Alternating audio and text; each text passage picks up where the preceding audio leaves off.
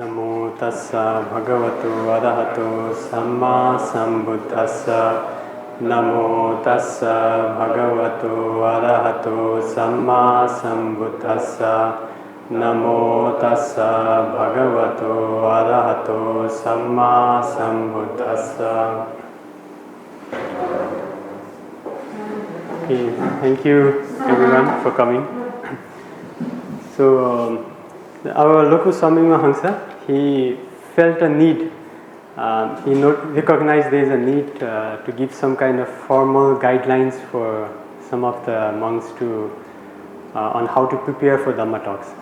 He felt some weaknesses and maybe some guidelines for that, and then he shared that information with me. And that time I told him about what I learned in my English writing class before in my high school, what I learned, and Lokubante liked that idea. So he asked me to make a presentation to share to some of you. And this information, like before my English writing class also, I used to write. Like I used to write for my exams, write things. But before that, it was like I just used to write what thoughts come into my mind. It was more like my thinking was in the paper. I wasn't properly organizing it, properly synthesizing it. So then, but after the writing class, what happened was, then I learned these structures. Actually, these structures are not really new thing. We do use them in our day-to-day life. But when I learned them formally in the class, it gave me a idea on how to use these structures properly in my writing. And so these structures that I learned was very helpful for me since after taking that class. It was very useful until now. So many of you haven't done any formal writing classes, English writing class. So I think this information that I will share today will be very beneficial, useful, and it will make it very simple. Your writing, how to write and how to make a Dhamma talk, make a speech, it will become very simple and easy, I feel, for you. So, basic guide on how to prepare for presentations. And basically, presentation here, our main intention is for the Dhamma talks, right? But the information that I will share today will be useful for Dhamma talks as well as your other presentations which you might give in future. So in my writing class, and this is like a basic in basic English writing class, this is the fundamental thing that we used to learn. So first thing was the basic structure of writing. When we write things, we don't just write what we think, like how we think. There have to be a certain structure to it. And this is the very, very basic structure pattern. There is an introduction paragraph where there is some opening statement, some providing context and the background.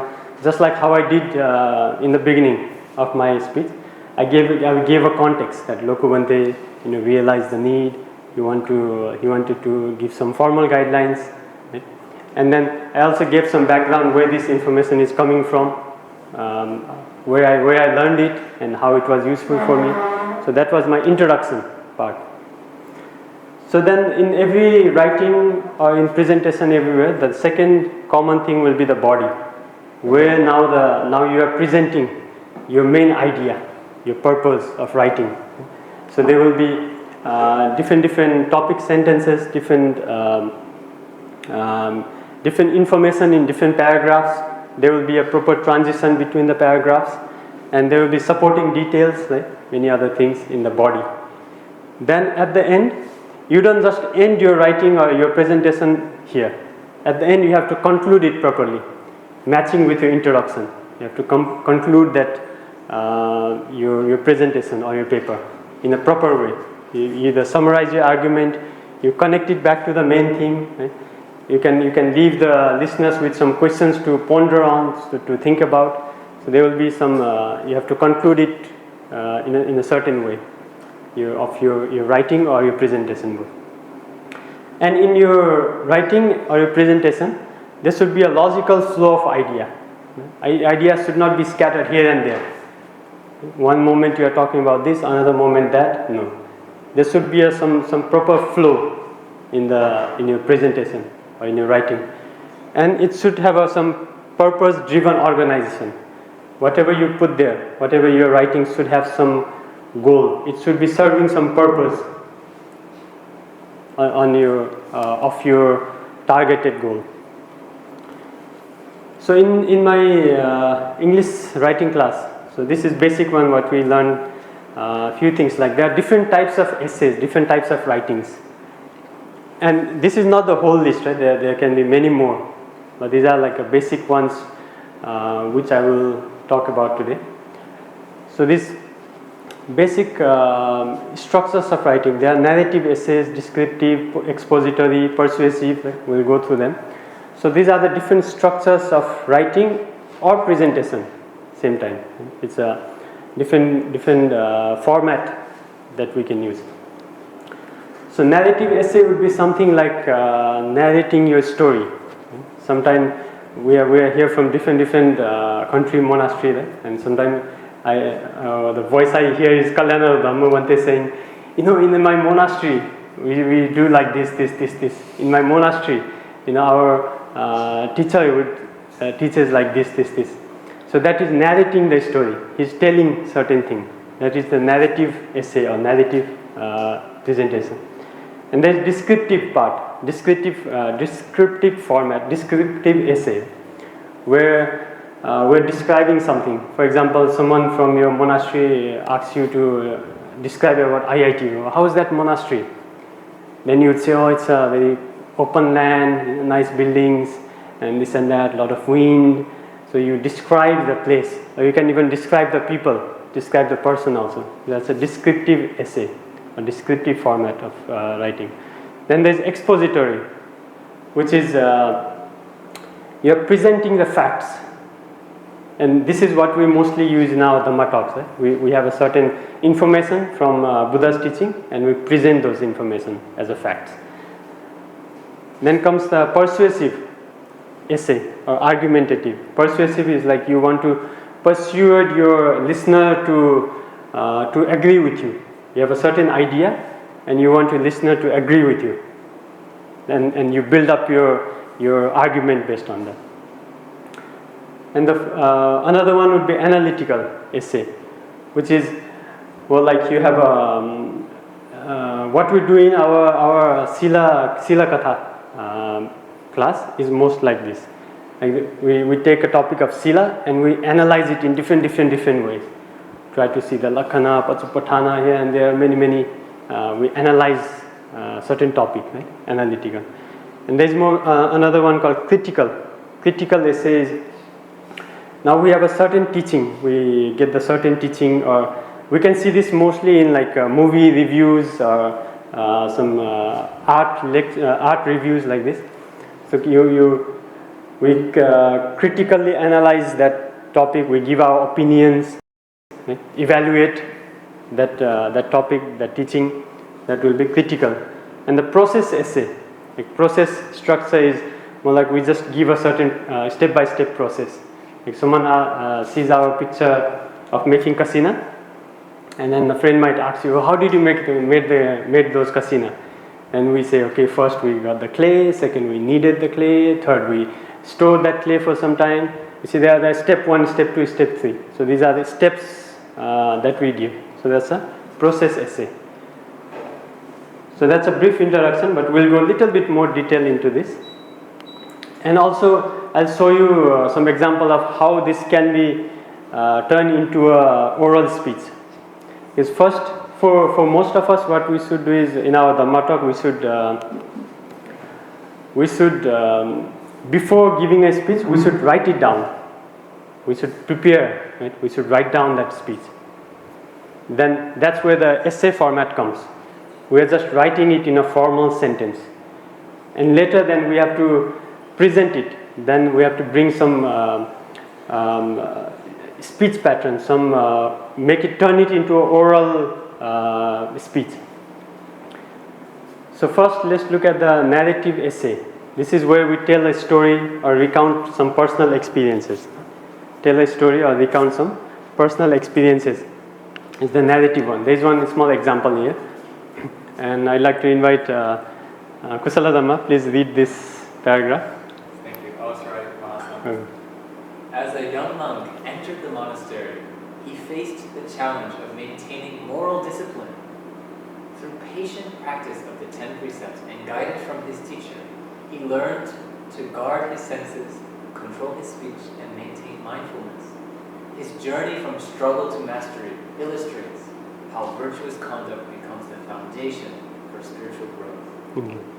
So this is the narrative format. We are narrating someone's life, someone's story. And in second, this PowerPoint I'll share with you, so you can go into more detail later on.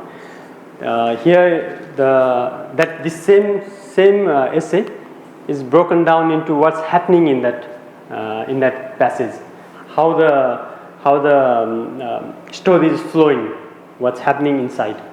Okay. So this one later you can see. Please read yourself later, like how there is a certain setting of a context, certain settings, and there's conclusion also. Right? There's something happening, something is flowing. The story is flowing in a certain way. So that structure is broken down here. But we'll focus more on what's useful for us, which is now once we have written down that passage, that essay, now we need to change it into a oral speech. So when we change it into an oral presentation, there are few things, not just only these things, but there are few things we need to pay attention to, like adding a transitional phases between the sections. Right? So when we are presenting those things, we just like normally when we speak. Now furthermore, or we can say, now next, this is what we are going to do. Some kind of transitional phrases between different sections. Right? And after this, this will happen, something like this. You transition. And there's some repetition also for emphasis.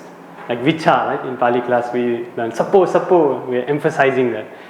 No one really writes sapo in formal writing one. It's more, there is an expression of emphasizing. So that also we do when we turn it into an oral presentation.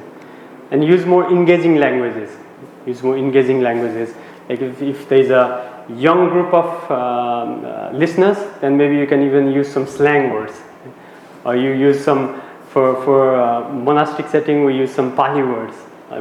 There's some different engaging languages we use. And fourth one, adding more rhetorical questions for the engagement. Like, isn't it true, Punagama? What I said is true, right? Yes, you say yes. Okay. This is more like adding some questions into it. Right? Then number 5, incorporating clearer vocal signpost. For example, okay, before I move to next one, I'm going to post one vocal signpost, which is, okay, now we are going to turn this essay into a proper oral speech. So that's a signpost. Now when you hear that, you understood, next what we are going to do. So that same narrative essay now is turned into a speech format. So in speech format, there is an opening hook, right? Opening.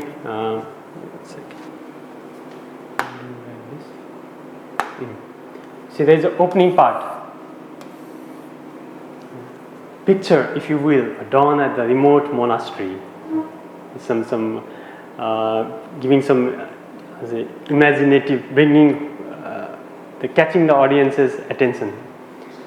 And then setting a certain context, like in this sacred place, a young monk began his transformative journey into a moral discipline and building connection with the listeners, with the audience.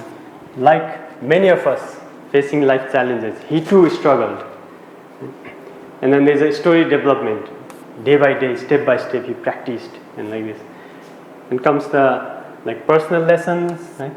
Through his teachers, the guidance, he discovered that true strength lies in self-restraint. And there's some universal application, like how it can be applied to everyone. His story reminds all of us that mastery of ourselves begins with small daily choices. So this similar essay is now turned into a speech format, more oral format, how to say it.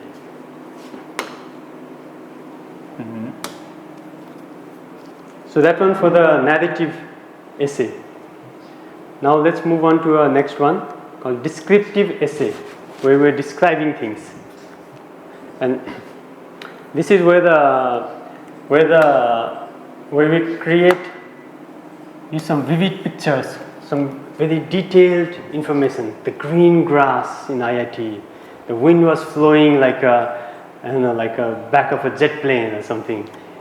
Like this, you try to create an image in listener's mind with your words.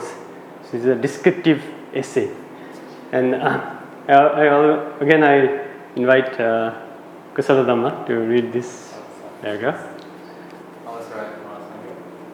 The monastery's meditation hall embodies the essence of moral discipline. Silent monks move with measured steps, eyes downcast in perfect composure. Their controlled movements and serene expressions reflect the inner state of those who have mastered sila. Every gesture speaks of restraint. Every action demonstrates mindful consideration. Okay, like you see here, it's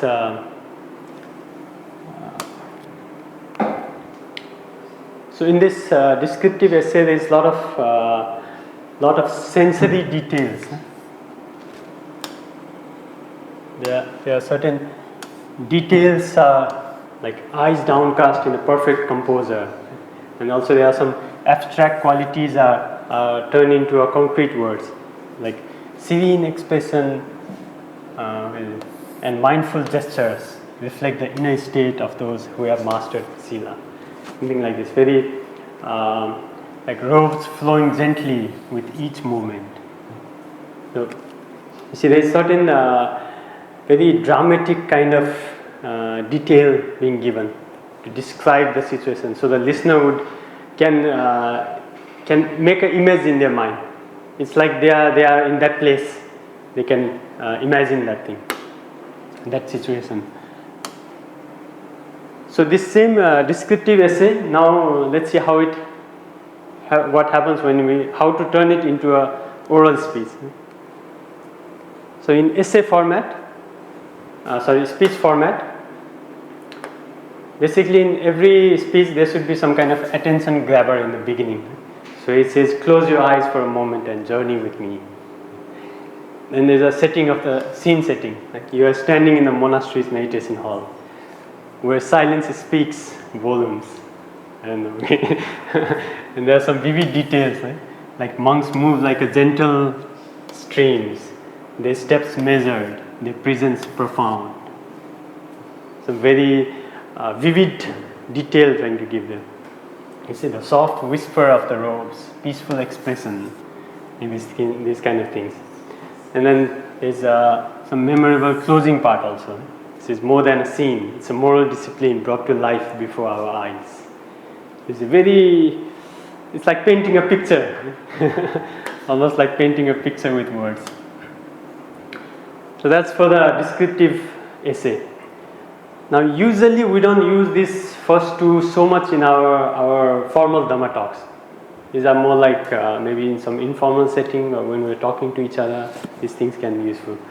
But for the most part of our Dhamma talk, we usually use this one, expository essays, this format, which is explaining or informing about a topic in a clear, objective manner, presenting facts to the listener.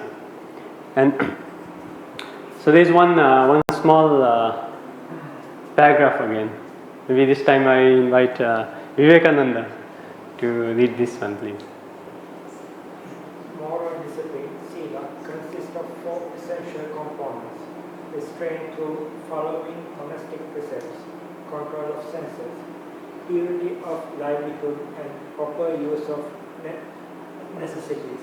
These elements work together to create a foundation for spiritual development. Each aspect serves to protect practitioners from unwholesome actions while cultivating positive qualities. Okay. So I think by now you might have noticed the difference in the writing already. So let's break this little bit more to understand. Here you see there is obviously the introduction topic, and here from the introduction topic itself, the listener will understand that now the presenter is going to talk about the 4 essential components of Sila. Then comes the first component, Patimokkha Samvada Sila. The second one, Patimokkha Samvada Sila, and Indriya Samvada Sila. This one Indriya Samvada Sila, Ajiva Parisuddhi Sila. Same one, okay. Patimokkha Samvada Sila. And fourth one, the Pacaya Sannisita Sila.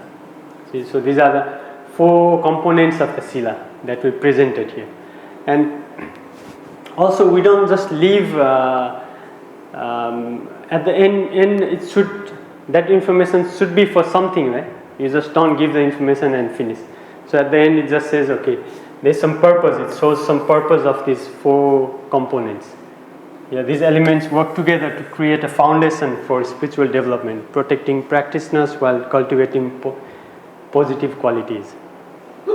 So these 4 components, we presented the 4 components and kind of at the end gave a little bit of idea of why those 4 components. So now this same structure, let's see how it will look in the speech format. So in the speech format, now there is an opening question also. Sometimes we can start our presentation with some questions, opening questions. Here the question, what makes moral discipline the cornerstone of spiritual growth? There's main points. Introducing the main points. Let me share with you the 4 pillars. See, this is where we are going to explain these 4 components. Now first we begin with the monastic precepts. And also please notice these things, like you see you are using in the speech format, we are using like let me share with you, something like that. And then followed by the pure finally, this kind of things in the speech format. And yes, and the four components are also mentioned here, right? Our ethical foundation, monastic precepts. Then we develop sensory control, Indriya Samvada Sila. Then Pacaya Sannisita Sila. And how is it? We will learn wisdom. Right here, the Ajiva Parisuddhi Sila. And these elements, then there's a little bit of practical application and some call to action. That's some ending. Some nice ending to it, not just presenting the idea, but a little bit of nice ending, what to do with that idea.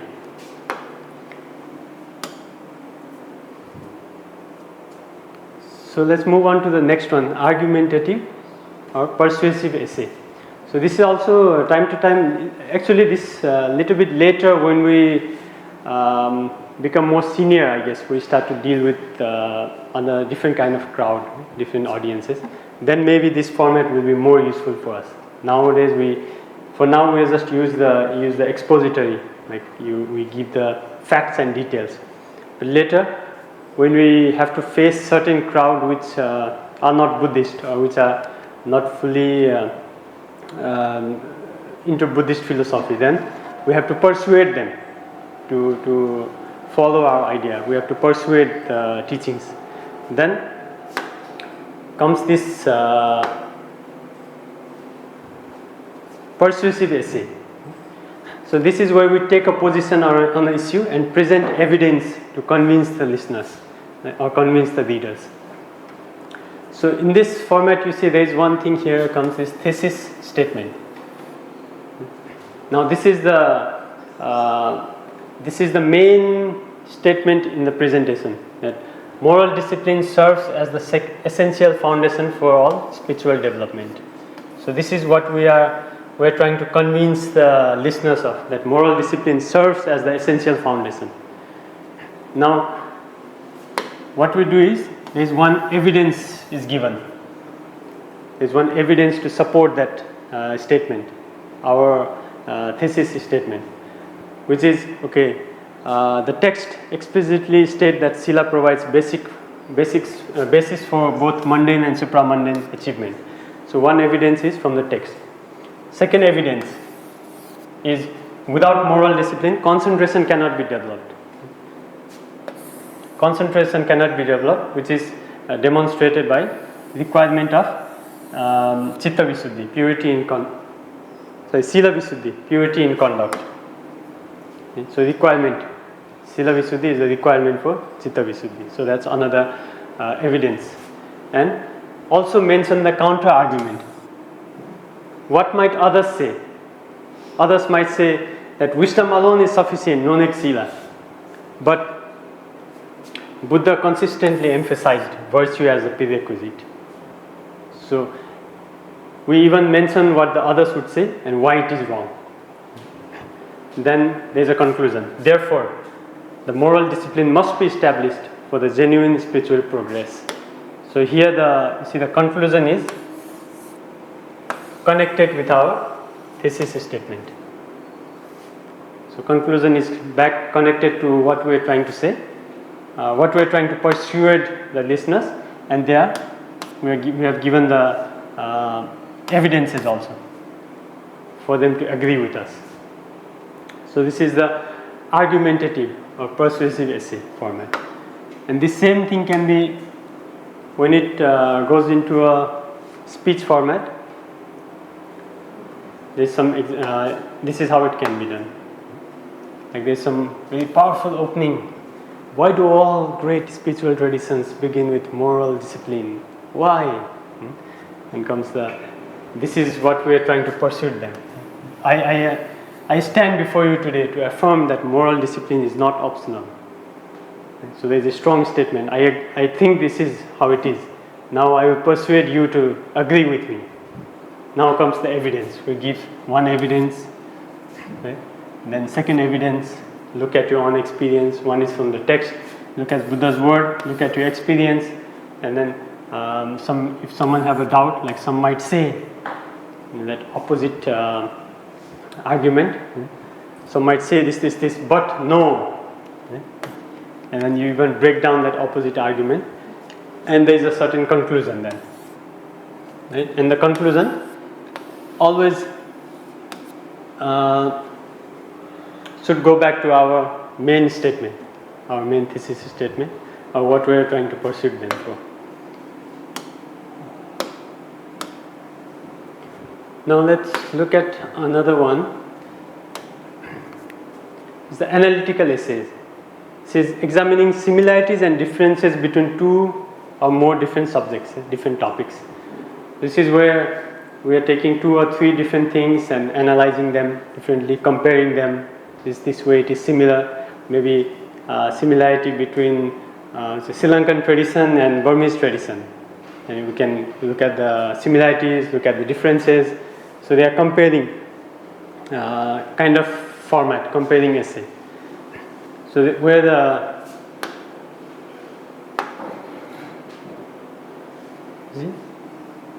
first you need to state two concepts that are being compared, and then first concept, we analyze the first concept, what is that, analyze the second concept, and then bring them together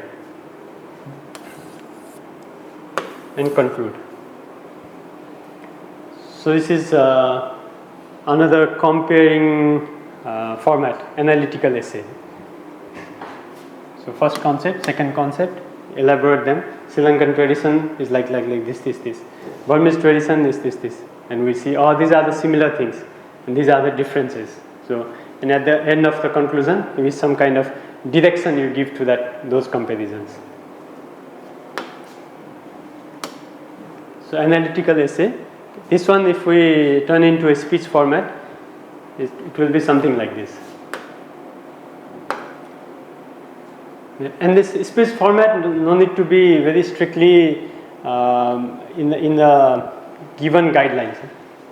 You can kind of make your own thing, but there should be a certain flow. There should be a certain proper flow of the idea.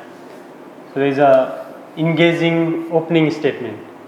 And this one always in the presentation there should be a attention grabber. Always make some kind of good opening speech, opening statement you make. Then there is frame setting. Today let's explore 2 levels of moral discipline in Buddhist practice. And clear while basic morality, so we are comparing here basic morality, basic morality, which is sila, and higher virtue, adhisila. So sila and adhisila, we are comparing these two here. So there is a clear comparison. While basic morality, sila, focuses on avoiding harm, higher sila takes us further, adhisila, aimed at complete spiritual liberation. Okay, so there's comparing those two, sila, adhisila, those two ideas, and some kind of good closing, inspirational closing, where the beginning with basic steps are advancing to higher practice. Each level enriches our journey. That's the ending part of the some proper conclusion.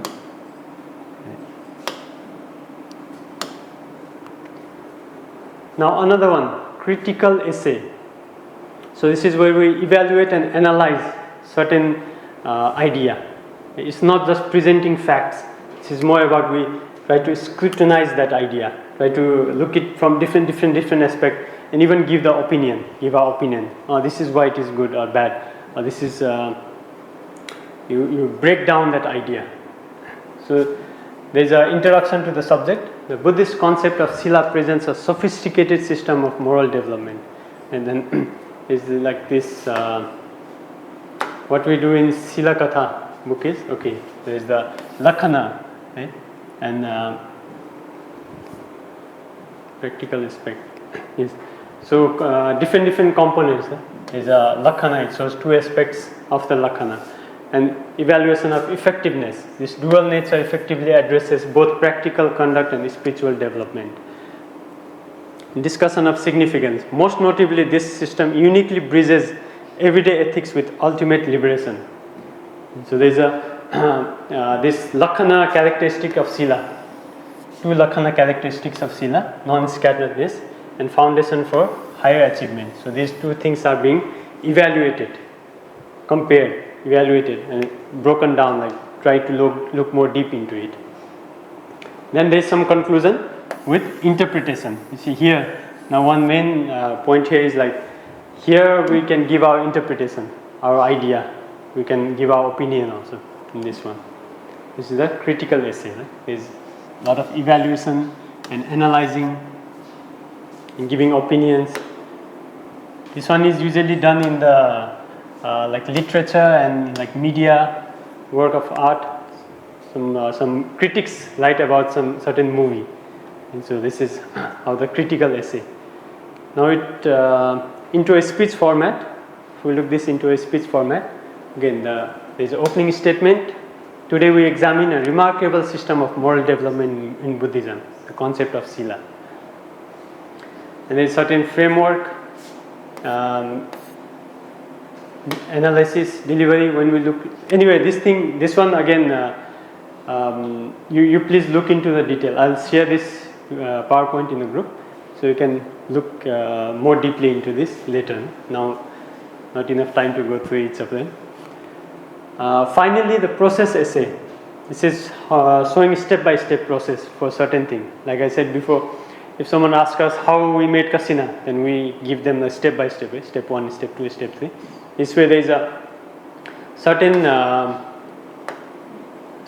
goal that we're trying to, certain system that we're trying to inform the listener or the reader, and certain steps, like first step, right, next, then, and finally, and the result.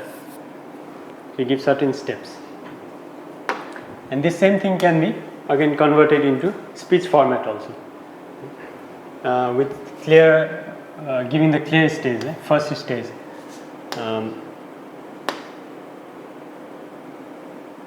First, next, then, finally, is that step. We clearly provide the steps to the listener or the audience.